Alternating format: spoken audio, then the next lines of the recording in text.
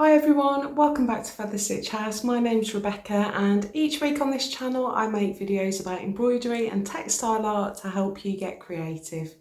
We're in week 14 of our Winging It project this year, Pick of the Pots. Winging It is a project that I've been running since 2021. We take some prompts each week and create some improvised textile art. So this is low demand, low planning, just sit and stitch on a Sunday afternoon. This year I'm taking picks from 3 pots. One contains colours, the second contains shapes and the third contains stitches, and we use those prompts to create an original piece of textile art. You can dip in and out, take inspiration from whichever picks float your boat, and if you'd like to share, we have loads of options for sharing your work with other people participating in the project. I'll give you more information about that later in the video. I also have a second project running over on Ko-fi. This one is called Postcards from the Hedge, and each week we're creating a postcard sized piece of textile art inspired by something from the British countryside. So if you want to check that out, there's a link in the description below and there is a link on the end card of this video. So with all of that out of the way, I'm going to head into my studio and let's get picking. Okay, off we go again. I am going to start the timer and let's dig around and see what our picks are for this week. Oh, that one looks like it wants to be picked. Black. Oh gosh. There's a colour I never use. Black. Oh, well, I hope the other bits are good because that's not very inspiring. Oh no. Oh dear. A black cloud. Oh, how bleak. Sometimes I do question my judgment. Oh no, please be a good stitch. Needle weaving. Oh, that could work. Oh. Right, I'm going to get my thinking cap on. I'll demo needle weaving. I'm not feeling inspired so far. So we've got black, cloud shape and needle weaving as our stitch. Right, I wonder where this is going. Can you tell what I'm thinking about this little combo? Right, I'll get my hoop ready and we can get going with a demo. I need to have a think about this one. Right, I'll be back shortly. Right, let me show you how to do the stitch. I've got my hoop with my linen. I'm going to come in nice and close so that you can see. I am resisting the urge to do black. I know I normally do the demo in the same colour thread that I've picked, but the reason I'm not going to is that it is incredibly difficult to see black on camera, so I'm going to do it in grey, if you'll forgive me. So I've got a silver grey and I've also got a dark grey here. I'm going to do it in 2 colours because I think it'll be easier for you to see. So I've drawn a square on my linen. You can do this any shape, so you can do rounded shapes, you can do squares, rectangles, it works for any shape. And we're going to start off by putting in some vertical stitches. So I'm going to come up in the top left corner and make my first stitch down to the bottom left corner on the outside line. Then I'm going to come along that bottom line a little way. I'm going to exaggerate this a little bit.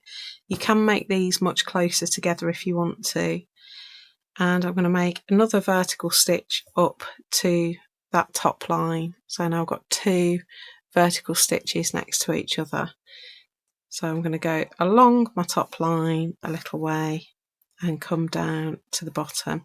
So the principle of needle weaving is the same as any other weaving. You are going to create a warp and then you're going to weave the weft threads. The warp is the one that goes vertically and the weft is the one that goes horizontally and weaves in between. So this bit's super simple. You can endeavour to keep everything really evenly spaced. You can do it a bit more random and haphazard, it's up to you. You can do the same colour for warp and weft, you can do different colours, and if you have darned in the past, it's essentially darning, but we're doing it on the surface of fabric rather than to cover a hole.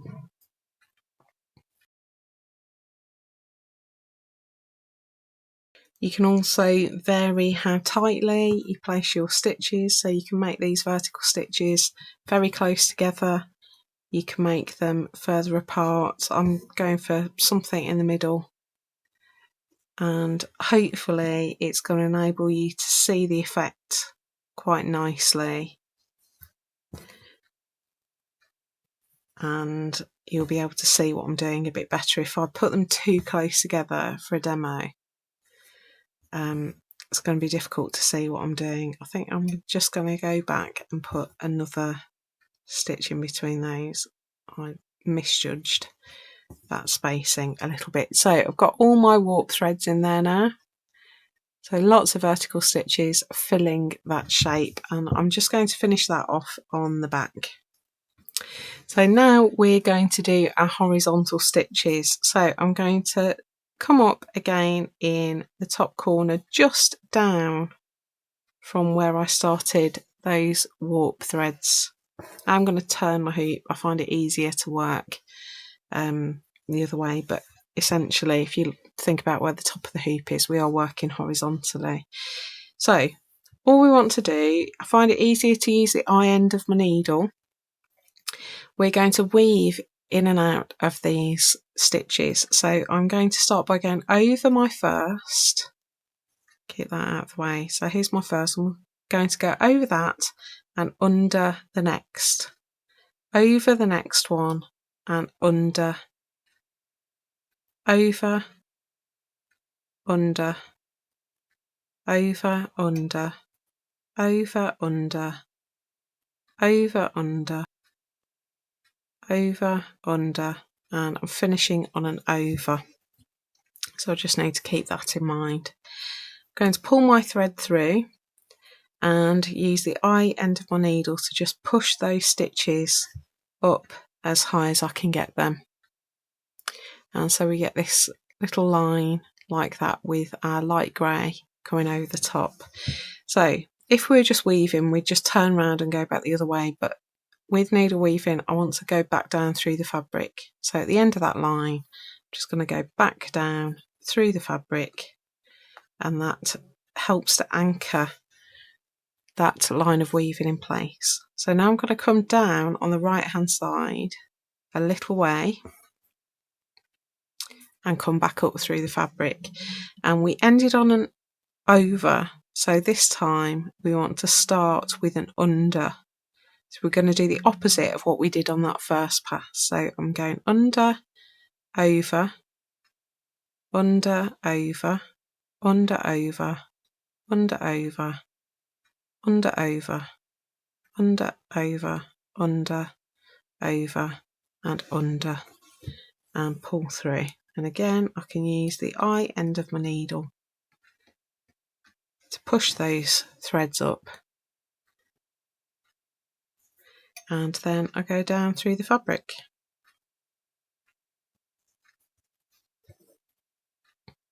So that's our first two rows. We get this kind of basket weave effect. So now I'm going to come down on the left hand side. We went under, that was our last move. So we're going to start by going over, and we're just going to do the opposite of what we've just done. So over, under, over, under, over, under, over, under, over, under, over, under, over, under, and over. Pull through, push the thread up, pull nice and taut, and back down through the fabric. And that is essentially it. You just repeat that process to fill your shape. So I want to do that. I want to speed it up a little bit so that you can see what I'm doing. But we're not here all day, and I'll show you the effect when we finish. So I went over, I'm going to start by going under.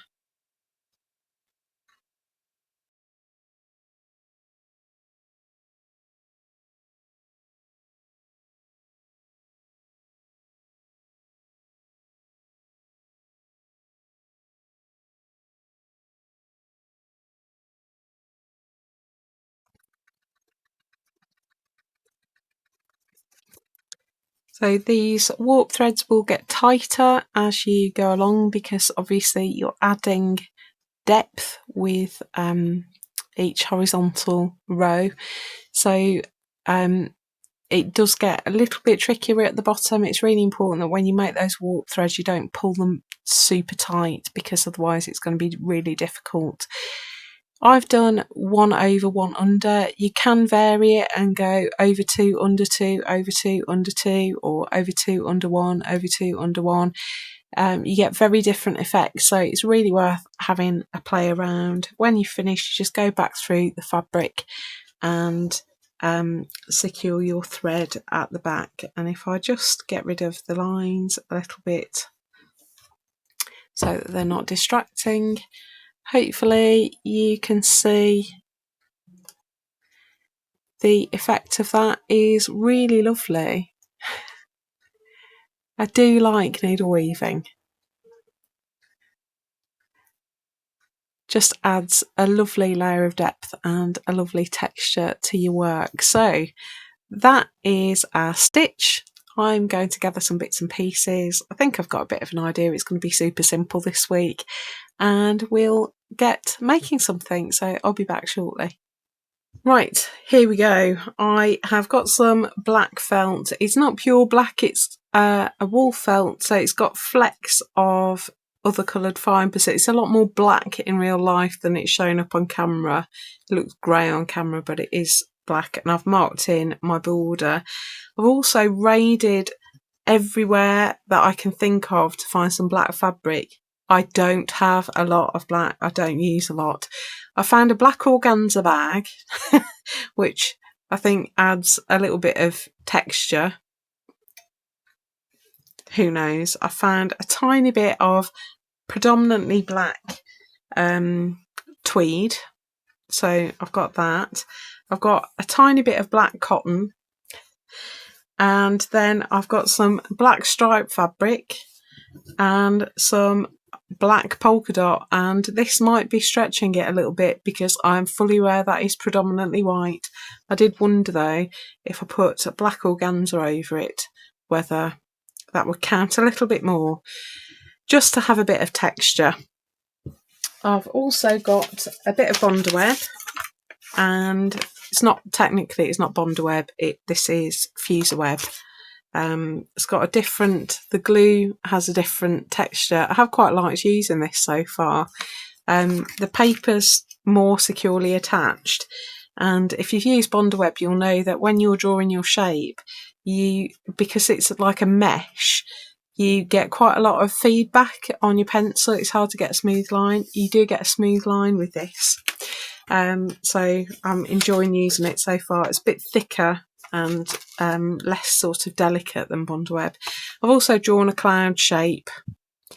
I think it was clear from the pic. I'm not finding this one especially inspiring, but hopefully it's going to come out all right. So I'm going to start off by, let's trace it a couple of times first. So I'm just going to trace my cloud shape onto my Bondaweb, and this is kind of a cartoony cumulus cloud. You could do like a thought cloud if you wanted to, but if you want a realistic-ish looking cloud, even if it is simplified, you want a flat bottom. If you look at clouds, particularly cumulus clouds, they have fairly flat bottoms. And I know the tendency is to draw a cloud like that, but that isn't what they look like. They billow up from a flat base. But you do you. It's entirely your choice. So I'm going to have a couple this way.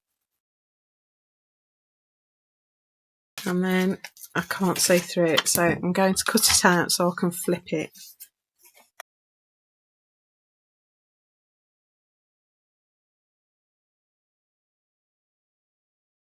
I just want to flip it and do a version of the cloud that's the other way around.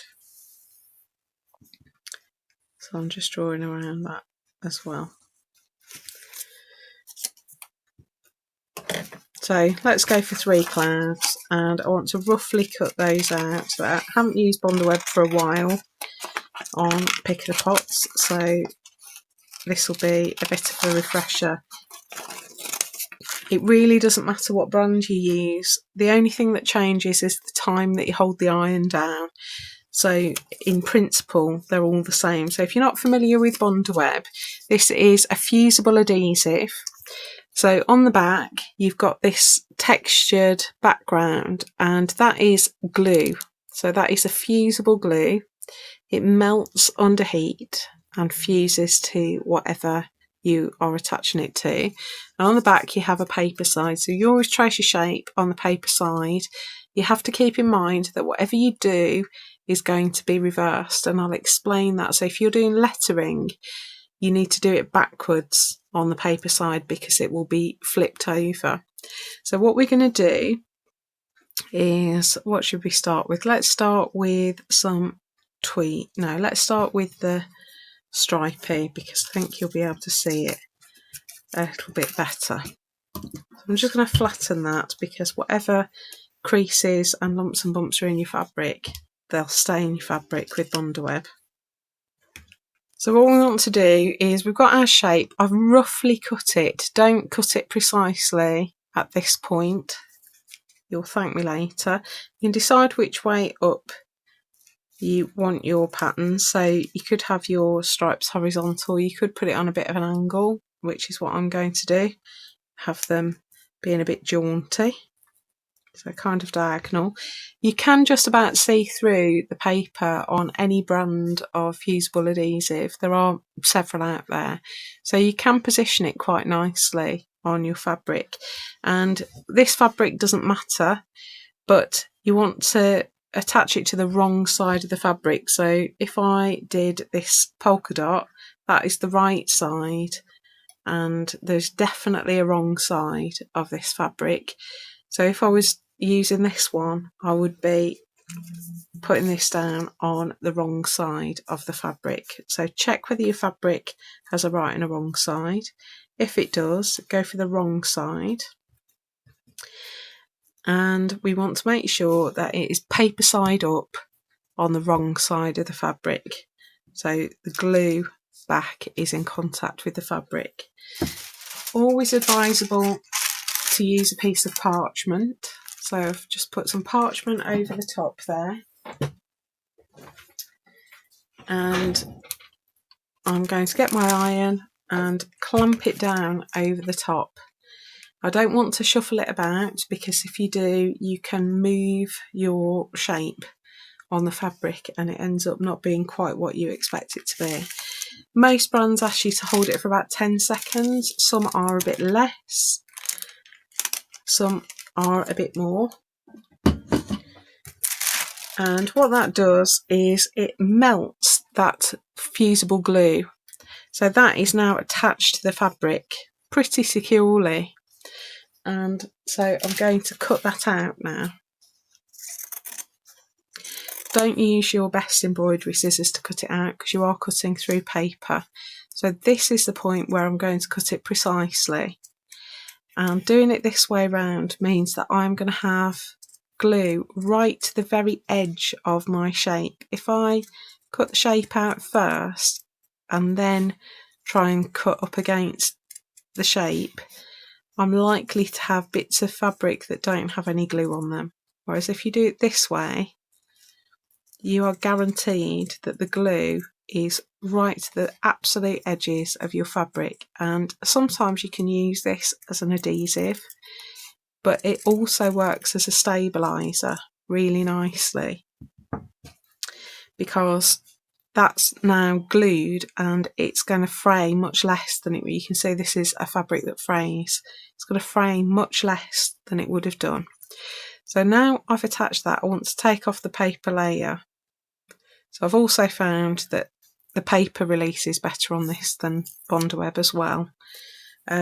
Sometimes you have to scratch it a little bit, or you can tear on the fabric. The paper tears faster than the fabric, so you'll end up with a tear in the paper but not in the fabric, and that just gives you a little tab that you can grab hold of. So sometimes it's quite tricky to get the paper off, and this is where things get flipped. So we've put our shape on there, we've now taken the paper off and exposed the glue. So if I hold that up, hopefully you can see there's a bit of a sheen on that fabric.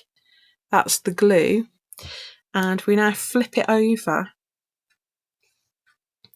so that the glue side is down on the surface we want to apply it to.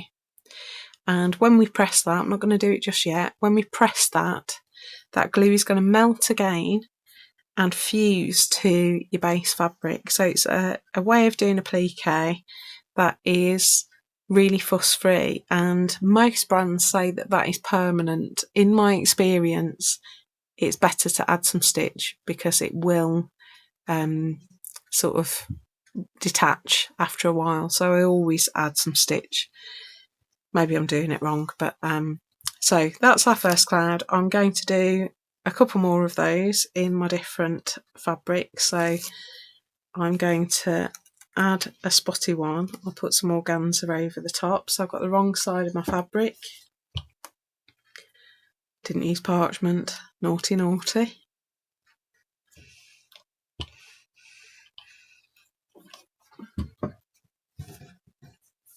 You don't have to use parchment. Sometimes the glue layer comes away from the paper and you can end up with a bit of exposed glue, and the number of times I've got glue on my iron just because I wasn't really paying attention and didn't use parchment.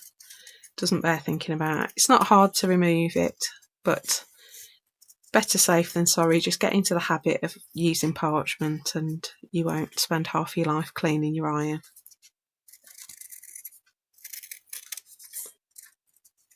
Most brands recommend that you don't use steam as well. So I hope everybody's well. Thank you so much for everyone who brought their pick of the pots along to Exeter. It was so lovely to meet so many of you, and I appreciate it so much. It is weird. I do say this occasionally. It is weird making YouTube videos, because if I think about it too much, I wouldn't do it. I am sitting here in my craft room just talking to myself. And it is only keeping in mind that there are people out there that watch this that makes me feel like I'm not totally losing my mind, if that makes any sense at all. Because the reality is I spend a lot of my time just talking to myself, and knowing that there are real people out there who watch makes it make sense to me. Excuse any noise in the background, by the way. My husband is mowing the lawn. That's him just moving the lawnmower. Right, I'm going to go for that so far. So I'm going to press those down. Let's do them one at a time. My boundaries are going to go, but because I've positioned my clouds now, I can put those back in, no problem. So this is glue side down now onto the felt, pressing it, and that adheres and forms a bond. So next one goes on.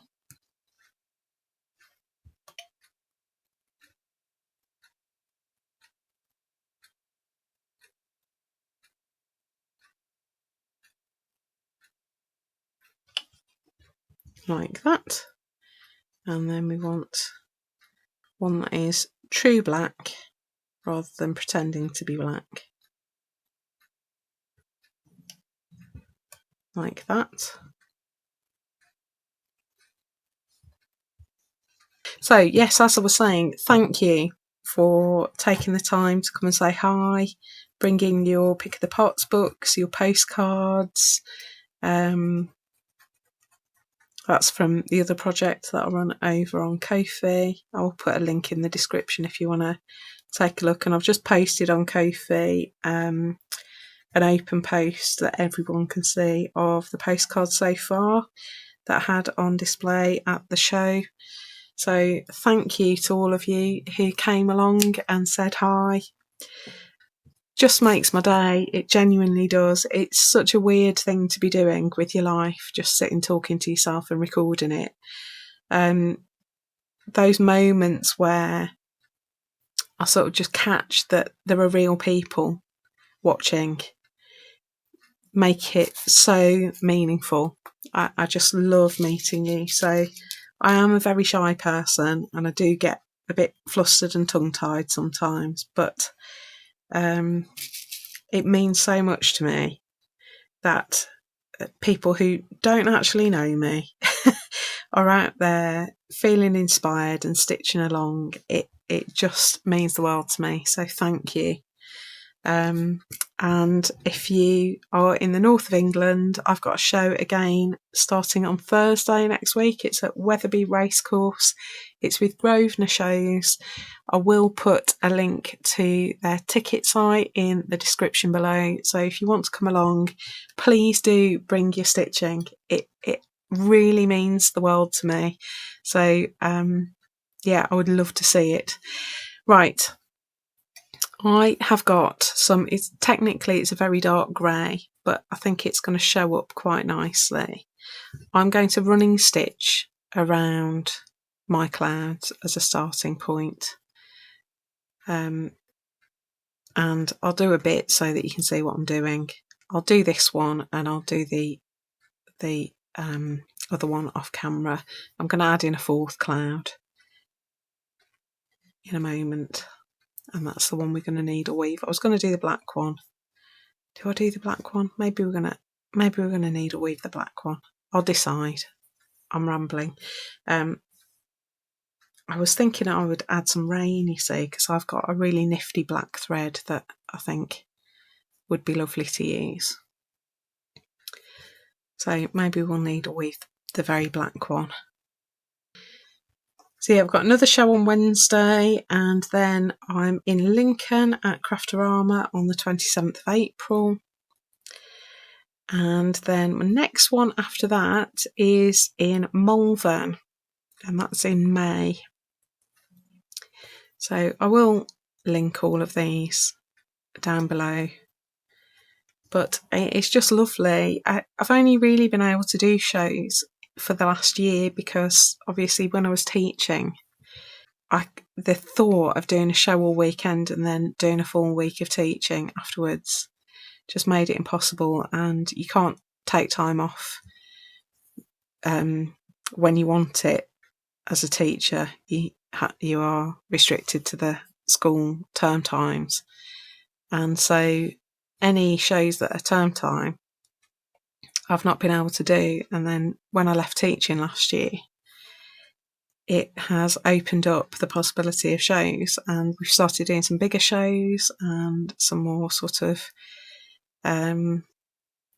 longer shows as well. We've done several sort of one day or Saturday, Sunday shows in the past. We have done those before, but we've been able to do more and go to more parts of the country because this is my job now, and it's just been marvellous. I've absolutely loved it because I get to meet more people and see more of you, and it can be quite lonely. I don't mind my own company at all. Quite like working from home. I am really shy and I'm very introverted, so I don't mind being on my own, but I think if you're only ever on your own, it's not good for you.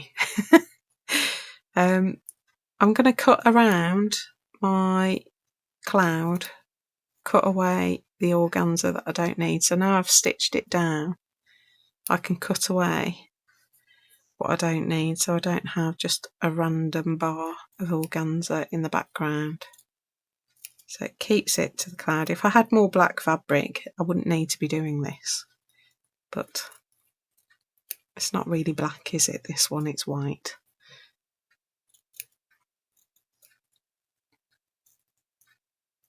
I just don't find black an inspiring colour to work with at all. You can definitely tell from a person's stash what they find inspiring and what they definitely don't. There are colours that are completely absent from my fabric stash. I'm also going to cut around the bottom as well to reveal that second fabric. There we go, that's a bit better. So that one looks more black and the other one is a bit, they look just more different to each other now. I quite like that. So I'm going to stitch around the edge of this stripy one and then we'll come back and do some needle weaving and add some rain.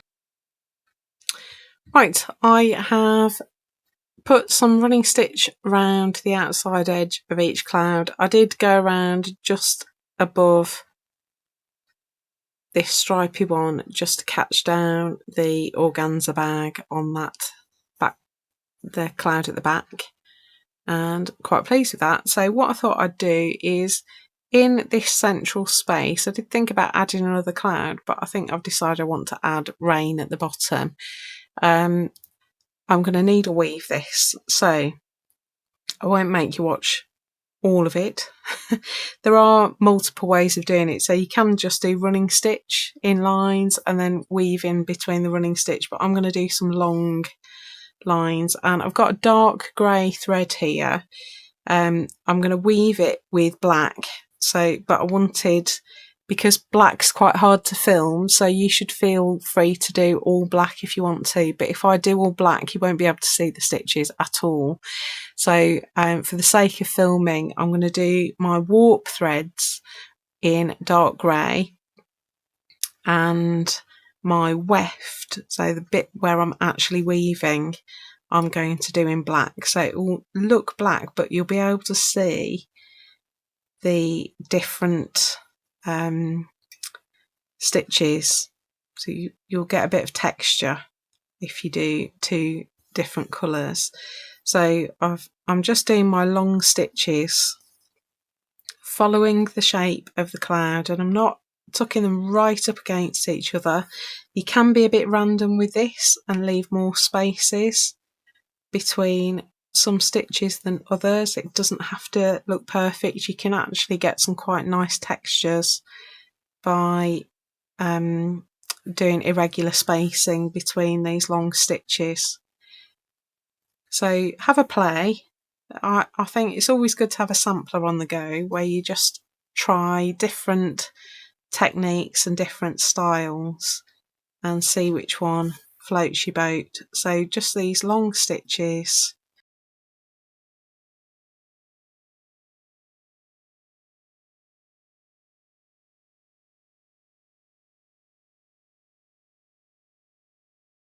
So hopefully you can see that. Just following the line of that running stitch, and I'm going to fill in the whole of that cloud with these long stitches like that. Okay, so I quite like the way that looks. I've put in all my vertical threads. In hindsight, it would have been helpful to have some vertical markers because some of them are a bit wobbly, but it's not the end of the world because it's not going to show that much. So I've got my black thread. I'm using pearl cotton, by the way, I should have said. Just some anchor pearl cotton. Can't tell you. Oh, hang on a minute. So this one is shade 401. And this one I know is 403 because that's what black is in anchor. And And interestingly, the grey that I used to stitch around is also 401, but is a stranded cotton, and I used 2 strands. So I'm just going to do my weaving, and you can play around with this. You don't have to do over 1, under 1. You can do over 2, under 2. You can vary it. You can do random over unders if you want to. Do find it easier to use the eye end of my needle. So I've come up at the end, and I'm just going to go over the first one, under the second, over, under, over, under, over, under, and go all the way along like that, just messing with my eyes with the lights in the studio, needing new glasses and working black on black. Not a fan. So I've gone part way and I've lost the end of my needle. So you can do it in 2 sections, just making sure you start where you would have started if you were just carrying on. So I'm just going to pull that through. You can see that black thread running through there, and I'm just going to push it down with my eye end of my needle.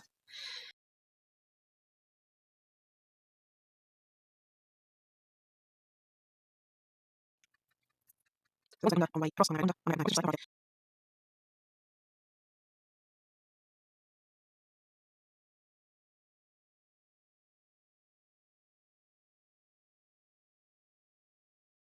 just going to fill in the whole space in exactly the same way.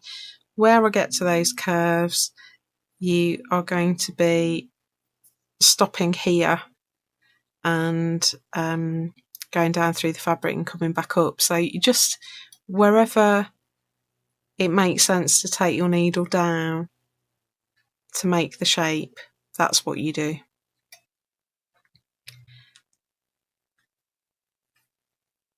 Right, that is my needle weaving done.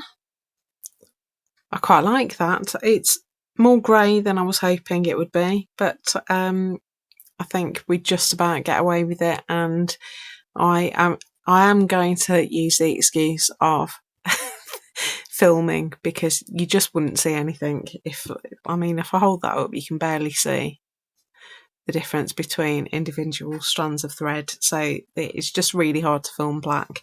So I hope you'll forgive that. I've got this thread here. This is a Cryonic metallic blending filament, and it is a black metallic. And we all know what we think of metallic threads, but you can, if you want to, blend this with normal threads. They aren't easy to stitch with, but they do create a really nice effect. I thought this would be fun to add some rain with, so it's going to be quite subtle, but it's got a little bit of shimmer, and it is black, so hopefully that lets me off the hook with the grey cloud. So what I want to do is just sketch in some diagonal lines with my heat erase. Couldn't tell for a moment whether that was working. White heat erase pens are pesky because sometimes they look like they're not working, and they are, but it takes a while for the colour to develop.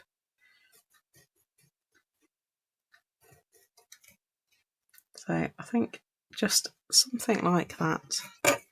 Maybe I could add one more over on this side.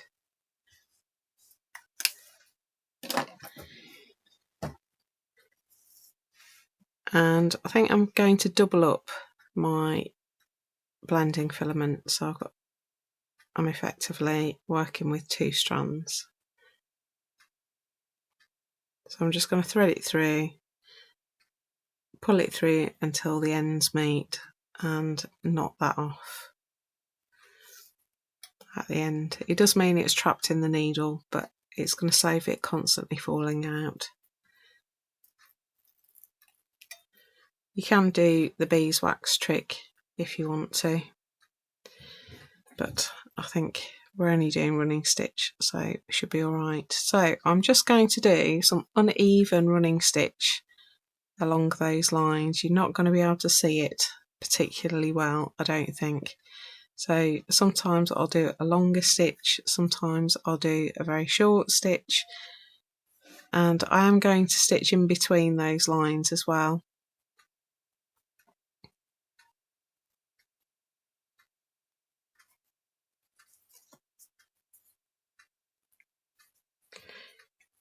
And it might show up, it'll show up when it moves, I think, more than when it's stationary.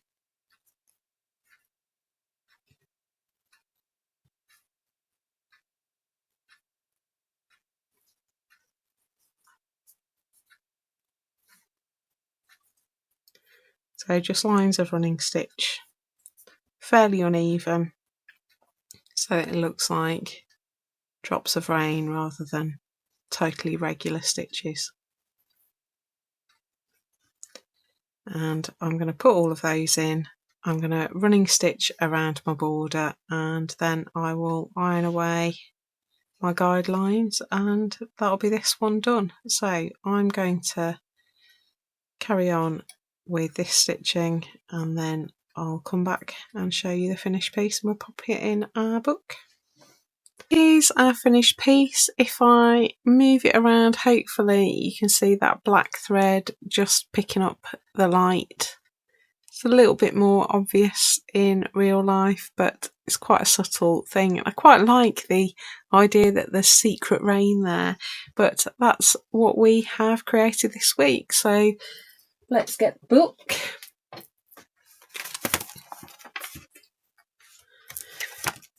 So that was our berries from last week.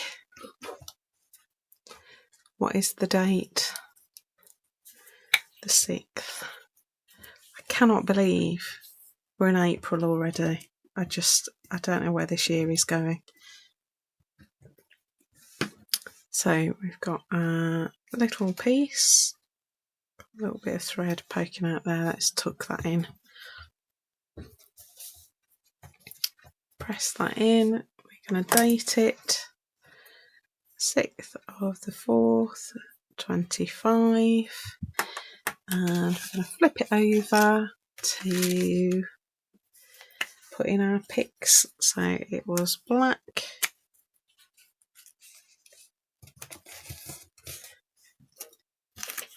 cloud,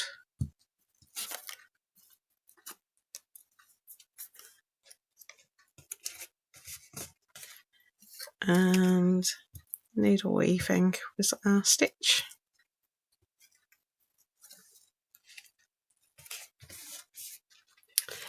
So that's it. I hope you've enjoyed that. Bit of a peculiar one. Wouldn't have been my first choice at all, but that's the nature of a random pick. So really looking forward to seeing your versions of this pick. Don't forget, we've got a private Facebook group, and there's a link in the description below.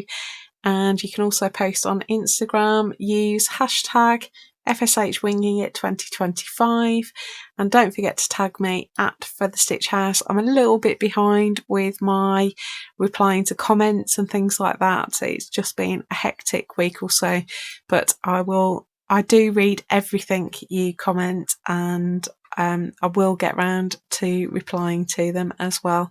So thanks so much for watching. Have a great week with your black cloud needle weaving, and I will see you next week for another pick of the pots. Take care.